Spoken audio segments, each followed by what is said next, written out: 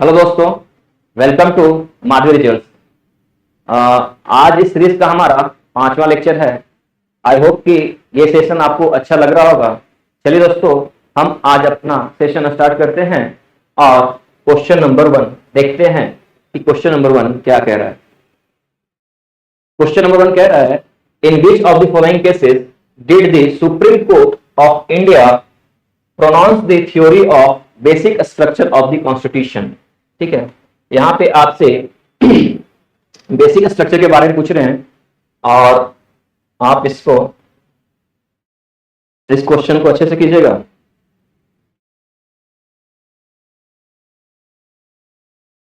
क्या बोल रहा है, निम्नलिखित में से किस मामले में भारत के सर्वोच्च न्यायालय ने संविधान के मूल ढांचे के सिद्धांत में की घोषणा की है। ठीक है, आपके सामने ऑप्शन है, option A Keshavananda Bharati case, option B Golaknath case, या option C Minerva Mill case, या option D Swaran Singh case. ठीक है, तो आप इस क्वेश्चन को अटेम्प्ट कीजिए और बताइए इस क्वेश्चन का राइट आंसर क्या होगा। आपके पास 5 सेकेंड है और अब बताइए इसका राइट आंसर क्या होगा। आपसे इसमें बेसिक स्ट्रक्चर के बारे में पूछ रहे हैं कि किस केसेस के दौरान आपका बेसिक स्ट्रक्चर कॉन्सेप्ट निकल के आया था। तो बताइए इसका राइट आंसर क्या होगा।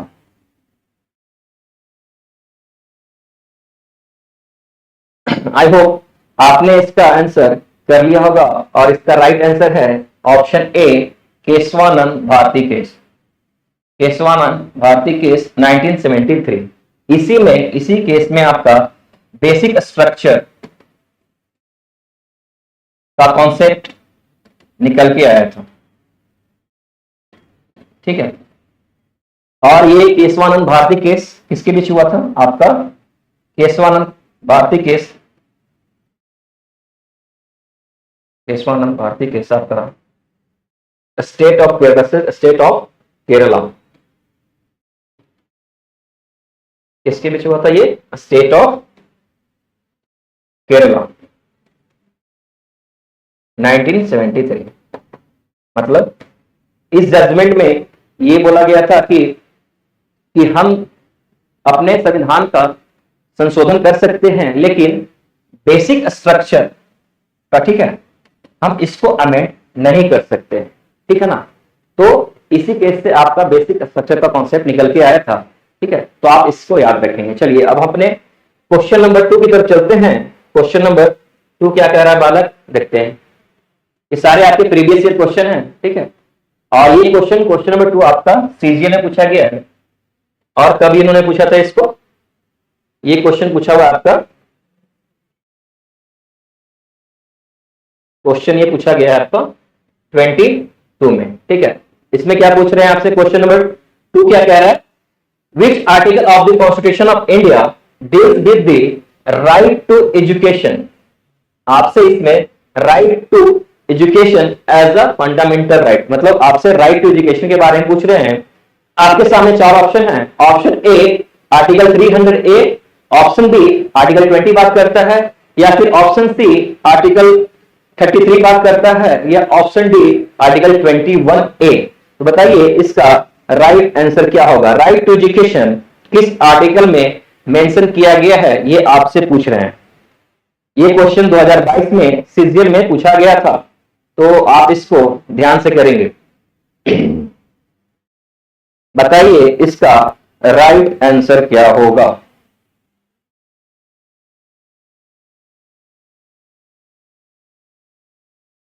आई होप आपने इसका आंसर कर लिया होगा और इसका राइट आंसर है आर्टिकल 21 ए। क्या है ये? 21 A. Article 21 A is the right answer. ये आपके राइट टू एजुकेशन के बारे में बात करता है।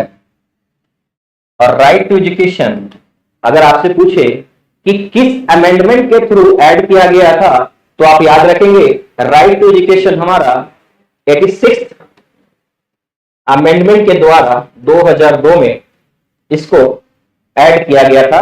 86 कॉन्स्टिट्यूशनल अमेंडमेंट एक्ट 2002 में राइट टू एजुकेशन एक्ट को ऐड किया गया था। ठीक है, आप, और इसको याद रखिएगा, राइट टू एजुकेशन अब क्या बन चुका है हमारा, फंडामेंटल राइट्स बन चुका है।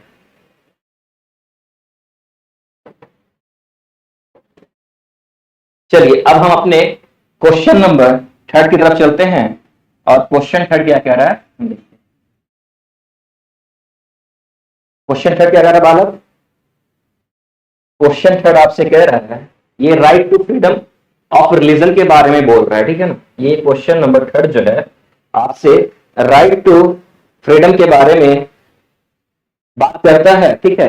ये क्वेश्चन आपसे कब पूछा गया, ये 2022 में इन्होंने पूछा है, और ये भी क्वेश्चन सीजीएल में पूछा गया है, तो आप इसको याद रखेंगे। क्वेश्चन क्या पूछ रहा है आपसे, right to freedom of religion, right to freedom of religion पूछ रहे हैं, किस आर्टिकल में आता है, किस अनुच्छेद में आता है, ठीक है ना।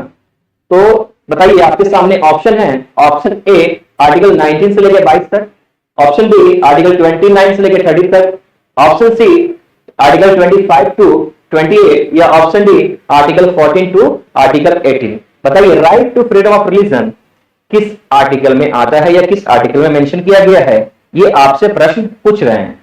तो बताइए बालक, इसका राइट आंसर क्या होगा, इसका सही उत्तर क्या होगा।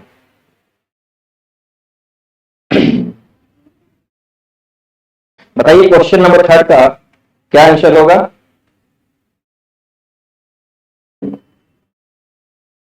आई होप आपने इसका आंसर कर लिया होगा, और इसका राइट आंसर क्या है वाला, इसका राइट आंसर है आपका ऑप्शन सी। क्या है इसका right answer, option C, right. अनुच्छेद 25 से लेके अनुच्छेद जो 28 है वो आपके right to freedom of religion के बारे में बताता है, right to freedom of religion के बारे में बात करता है, ठीक है ना। आर्टिकल 25 से 28, और ये क्या है, ये फंडामेंटल राइट्स है। और अगर आपसे प्रश्न पूछा जाए कि बताइए ओरिजिनली हमारा फंडामेंटल राइट्स कितने थे, तो आप क्या बताएंगे, ओरिजिनली जब हमारा संविधान बना था तब हमारे फंडामेंटल जो राइट्स थे पहले 7 हुआ करते थे, बट नाउ प्रेजेंटली कहिए या करेंटली कहिए, वर्तमान में हमारा जो फंडामेंटल राइट्स है वो कितने रह गए हैं, वो 6 रह गए हैं। कौन सा रिमूव किया गया है, आर्टिकल 31 जो राइट टू प्रॉपर्टी के बारे में बात करता था, उस आर्टिकल को हमने रिमूव किया है by the means of 44 amendment 1978। इसको याद रखेंगे, ठीक है। चलिए अब आप नेक्स्ट क्वेश्चन की तरफ चलते हैं, क्वेश्चन नंबर 4। क्वेश्चन नंबर 4 क्या कह रहा है बालक, देखते हैं। क्वेश्चन नंबर 4 आपसे पूछ रहा है, that minorities are mentioned in article 30, ठीक है। अनुच्छेद 30 के बारे में पूछ रहा है आपसे, ठीक है ना। ये सवाल आपसे आर्टिकल 30 के बारे में पूछ रहा है, अनुच्छेद 30 के बारे में पूछ रहा है, ठीक है, ऑफ द इंडियन कॉन्स्टिट्यूशन। क्या पूछ रहा है, अल्पसंख्यकों का उल्लेख भारतीय संविधान के अनुच्छेद 30 में किया गया है, किसके लिए किया गया है। तो बताइए, आपके सामने ऑप्शन है, option A linguistic and religious, option B religious cultural and linguistic, option C cultural and linguistic, या option D religious and cultural. बताइए इसका सही उत्तर क्या होगा। बताइए, माइनॉरिटीज जो हमारे आर्टिकल 30 में मेंशन है, किस 2 ग्रुप का, किसके बारे में जिक्र बात करता है।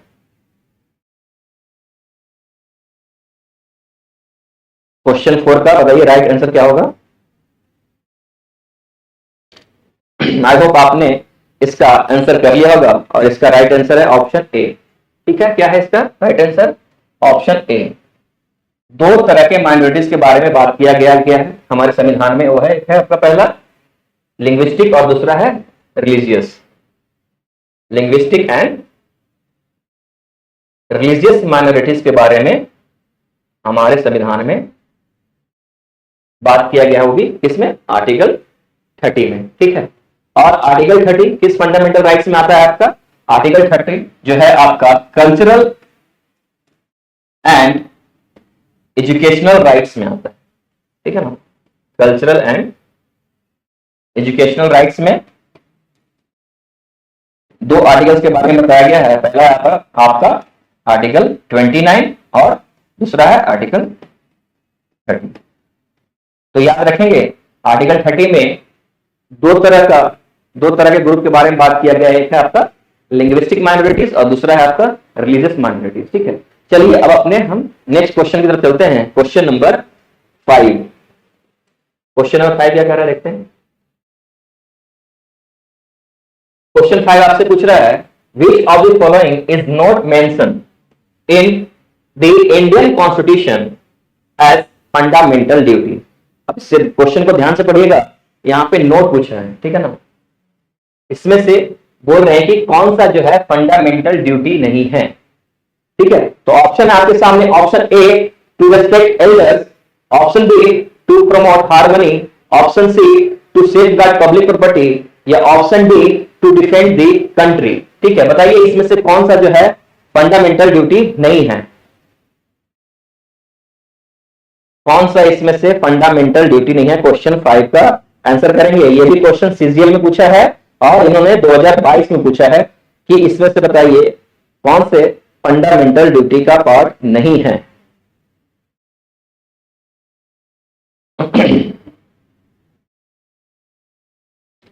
आई होप आपने इसका आंसर कर लिया होगा। तो आप देख सकते हैं जो ऑप्शन ए है ना, option A to respect elder, ये आपका कहीं से भी फंडामेंटल ड्यूटी नहीं है। इसमें कहीं भी एल्डर्स के बारे में, रिस्पेक्ट करने के बारे में बात नहीं किया गया है फंडामेंटल ड्यूटीज में। ठीक है, और आप याद रखेंगे फंडामेंटल ड्यूटीज जो है इस आर्टिकल में मेंशन है, तो आप इनको याद रखेंगे। आर्टिकल 51A, आर्टिकल 51A जो है इसी में आपका फंडामेंटल ड्यूटीज के बारे में मेंशन किया गया है। और पार्ट 4 किस पार्ट में आता है, पार्ट 4A। तो याद रखिएगा, क्वेश्चन आपसे ऐसे ही पूछ सकते हैं कि बताइए कि फंडामेंटल ड्यूटीज जो है किस पार्ट में आता है। तो नेक्स्ट एग्जाम में ऐसे क्वेश्चन आपसे पूछ सकते हैं, तो आप इसको ध्यान में रखेंगे। ठीक है ना। चलिए अब हम अपने क्वेश्चन नंबर 6 की तरफ चलते हैं। क्वेश्चन 6 क्या कह रहा है बालक, देखते हैं। क्वेश्चन 6 पूछ रहा है आपसे, इन्होंने एक केस के बारे में जिक्र किया है, सुप्रीम कोर्ट के जजमेंट के बारे में पूछ रहे हैं कि बताइए ये 18 जुलाई 2022, ठीक है ना। क्या पूछ रहे हैं, Supreme Court on the 18 July 2020 to order its registry to work on mechanism to remove personal details of persons entangled in matrimonial litigation. This decision was taken to recognize which right as a part of right to privacy.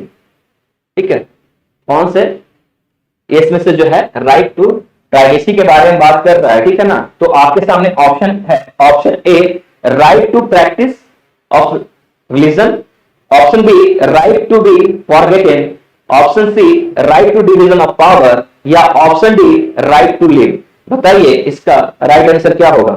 Question number 6 का right answer क्या होगा बताइए। इसमें से कौन सा जो option है वो राइट टू प्राइवेसी के बारे में बात कर रहा है। ठीक है ना। बताइए इसका राइट आंसर क्या होगा। आई होप आपने इसका आंसर कर लिया होगा। और इसका जो राइट आंसर है आपका वो है राइट टू बी फॉरगेटन, भुला दिए जाने का अधिकार। ये किस में आता है, ये आपका राइट टू किसके अंदर आता है, राइट टू प्राइवेसी के अंदर आता है। और राइट टू प्राइवेसी जो है किस आर्टिकल में आता है, किसके अंदर आता है, वो आर्टिकल 21, जिसको आप जानते हैं right to life and personal liberty. Right to life and personal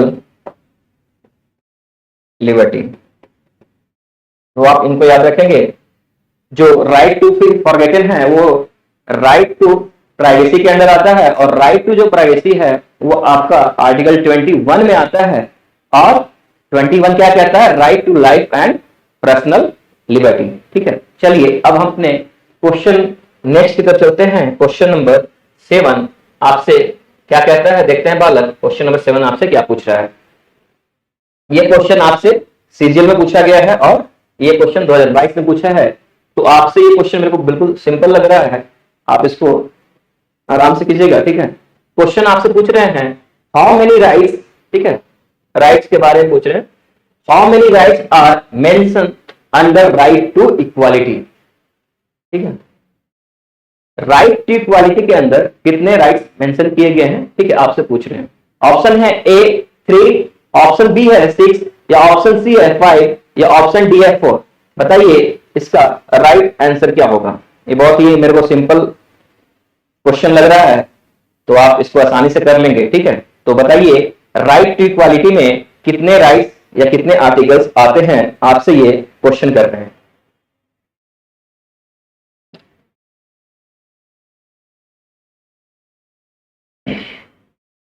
I hope आपने इसका आंसर कर लिया होगा, और इसका राइट आंसर है ऑप्शन सी। Option C 5। कितने हैं? 5। कितने हैं हमारे राइट टू इक्वालिटी में, कितने आर्टिकल मेंशन किए गए हैं? टोटल 5, ठीक है ना। तो कौन कौन से मेंशन है राइट टू इक्वालिटी के अंदर में? आप देखेंगे राइट टू इक्वालिटी में, ठीक है, आर्टिकल 14 से लेके 18 के बीच में ये बात करते हैं, ठीक है ना। आर्टिकल 14 से लेके 18 के बीच में बात करते हैं। और आपको मैं बता दूं आर्टिकल 14 क्या जिक्र करता है। आर्टिकल 14 आपको इक्वालिटी बिफोर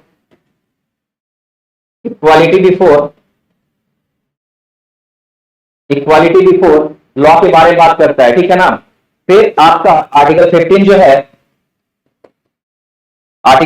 है, किसके बारे में बात करता है? आर्टिकल 15 जो है कहता है नो डिस्क्रिमिनेशन, इसमें भेदभाव नहीं करना है। किस ग्राउंड पर नहीं करना है? No discrimination on grounds of, याद रखेंगे 5 में होते हैं, जैसे इसमें 5 है। किस ग्राउंड पे नहीं करेंगे हम लोग डिस्क्रिमिनेशन? रिलीजन के बेसिस पे नहीं करेंगे, रेस के बेसिस पे नहीं करेंगे, ठीक है, कास्ट के बेसिस पे नहीं करेंगे, चौथा है सेक्स के बेसिस पे नहीं करेंगे, ठीक है, और 5वां है बर्थ ऑफ प्लेस। आर्टिकल 15 आपको बोलता है कि इन 5 ग्राउंड पे हम किसी के साथ डिस्क्रिमिनेशन नहीं करेंगे, ठीक है, इसको आप याद रखेंगे, ठीक है। चलिए आर्टिकल 16 क्या कहता है? आर्टिकल 16 आपको बेसिकली अगर लेमैन में कहा जाए तो रिजर्वेशन के बारे में बात करता है, इसको याद रखेंगे। Article 16 is talking about reservation, ठीक है। आर्टिकल 16 क्या कहता है? 17 क्या कहता है बालक? आर्टिकल 17 है जो अनटचेबिलिटी, एबोलिशन ऑफ अनटचेबल के बारे में बात करता है, अनटचेबिलिटी के बारे में बात करता है। आर्टिकल 17 किसके बारे में बात करता है? आर्टिकल 17 जो है अनटचेबिलिटी के बारे में बात करता है, एबोलिशन ऑफ अनटचेबिलिटी। और आर्टिकल जो 18 है लास्ट राइट इक्वालिटी के अंदर में, वो किसके बारे में बात करता है? Abolition of titles, abolition of titles, ठीक है। तो आप देखिए इस प्रश्न में आपसे यही पूछ रहे थे कि बताइए राइट टू इक्वालिटी के अंदर में कितने राइट्स आते हैं या कितने अनुच्छेद हैं, ठीक है। तो आप देखेंगे राइट टू इक्वालिटी के अंदर में हमारा कहां से कहां तक मेंशन है? वो है आर्टिकल 14 से लेके 18 के बीच में मेंशन है। आप इसको काउंट कर लीजिए। आर्टिकल 14 एक हो गया, आर्टिकल 15 दूसरा, आर्टिकल 16 3, आर्टिकल 14 4, और नहीं आर्टिकल 17 4, और आर्टिकल 18 जो हो गया 18 जो हो गया 5। तो कितने हो गए? Option C is the right answer. तो आप इसको याद रखेंगे, ठीक है ना। चलिए हम अपने नेक्स्ट क्वेश्चन की चलते हैं। क्वेश्चन नंबर 8 क्या कह रहा है बालक? देखते हैं क्वेश्चन नंबर 8 क्या कह रहा है, आपसे क्या पूछ रहा है, ठीक है। तो ये क्वेश्चन आपसे 2022 में पूछा इन्होंने, ठीक है, 2022 में पूछा है। और क्या पूछ रहे हैं आपसे? ये आपसे पूछ रहे हैं कि बताइए विच of the following articles states, ठीक है, कौन सा जो अनुच्छेद है ना, आर्टिकल्स के बारे में आपसे पूछ रहे हैं। तो बताइए विच of the following articles state that a state shall not discriminate. क्या करेंगे? डिस्क्रिमिनेशन के बारे में बात कर रहे हैं, भेदभाव नहीं करेंगे, ठीक है ना। तो discriminate against any citizen on, किस ग्राउंड पूछ रहे हैं? किस ग्राउंड पे नहीं करेंगे? रिलीजन, रेस, ठीक है, caste, sex, place of birth, ठीक है। इन ग्राउंड पे हम क्या करेंगे? डिस्क्रिमिनेशन नहीं करेंगे। कौन सा अनुच्छेद इसके बारे में बताता है? ये आपसे प्रश्न कर रहे हैं, ठीक है। तो ऑप्शन है आपके सामने ऑप्शन 4 ऑप्शन दिए गए हैं। तो बताइए ऑप्शन ए जो है बोल रहा है article 15, option B article 59, option C article 25 या ऑप्शन डी आर्टिकल 40। बताइए इसका राइट आंसर क्या होगा? क्वेश्चन नंबर 8 का राइट आंसर क्या होगा? कौन सा अनुच्छेद जो है डिस्क्रिमिनेशन, नो डिस्क्रिमिनेशन के बारे में बात करता है ऑन ग्राउंड्स ऑफ दिस, ठीक है ना। तो बताइए इसका राइट आंसर क्या होगा? क्वेश्चन नंबर 8 का राइट आंसर क्या होगा? आई होप आपने इसका आंसर कर लिया होगा। और इसका जो राइट आंसर है ऑप्शन ए, ऑप्शन ए जो अनुच्छेद 15 है, आर्टिकल 15 है, जो डिस्क्रिमिनेशन के बारे में बात करता है कि हम डिस्क्रिमिनेशन नहीं कर सकते हैं, ठीक है। No discrimination on grounds of what? On grounds of religion, race, caste, sex और प्लेस ऑफ बर्थ। ये 5 याद रखेंगे। इन ग्राउंड के ऊपर हम क्या करेंगे? डिस्क्रिमिनेशन नहीं करेंगे। अगर आप डिस्क्रिमिनेशन करते हुए पाए जाते हैं तो आप कौन सा अनुच्छेद का वायलेट कर रहे हैं? आर्टिकल 15, अनुच्छेद 15 का आप वायलेशन कर रहे हैं, ठीक है ना। तो हमारा फंडामेंटल राइट इस चीज का अलाउ नहीं करता है, ठीक है ना। और आपको बता दूं कि फंडामेंटल राइट्स के अंदर ही आता है। और आपका फंडामेंटल जो राइट्स है किस आर्टिकल में आते हैं? आर्टिकल 12 से 35 के बीच में आते हैं। और किस पार्ट में है बालक? पार्ट थर्ड में हमारा फंडामेंटल राइट्स आता है और अनुच्छेद 12 से 35 के बीच में आता है, ठीक है ना। तो चलिए अब अपने क्वेश्चन नेक्स्ट पर चलते हैं। क्वेश्चन नंबर 9 क्या कह रहा है बालक? देखते हैं क्वेश्चन नंबर 9 क्या कह रहा है। क्वेश्चन नंबर 9 आपसे पूछ रहा है, ये भी सीजीएल में पूछा हुआ प्रश्न है और इन्होंने ये क्वेश्चन को 2022 में पूछा है, ठीक है। तो क्या प्रश्न कर रहे हैं, क्या क्वेश्चन पूछ रहे हैं आपसे? पूछ रहे हैं आपसे कि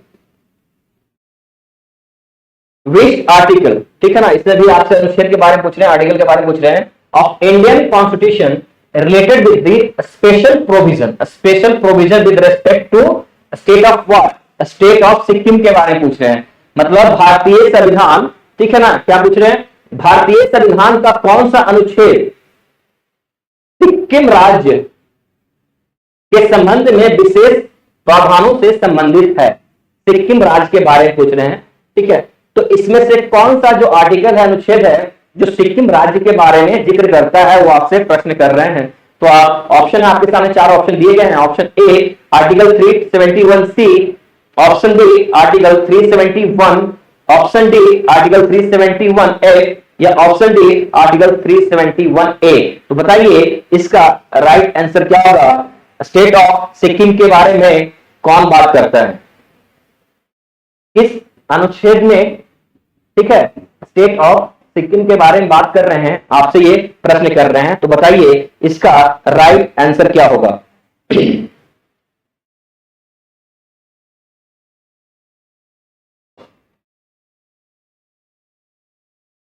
आई होप आपने इसका आंसर कर लिया होगा, ठीक है। इसका राइट आंसर है आपका ऑप्शन, ठीक है।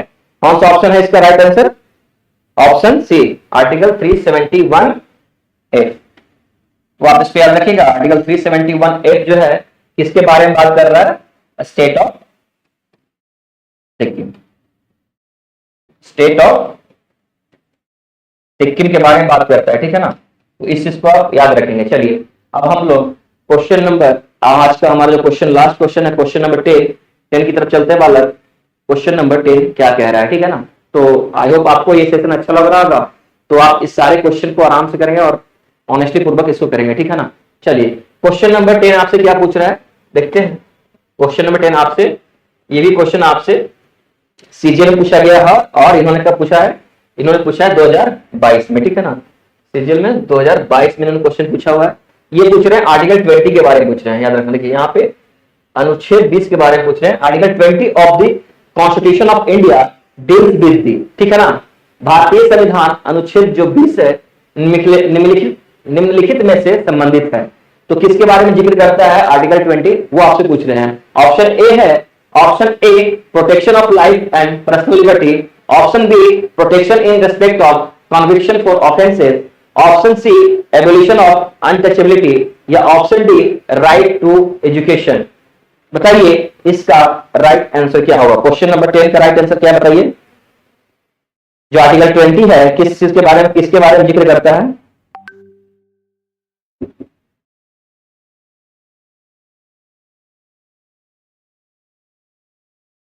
बताइए।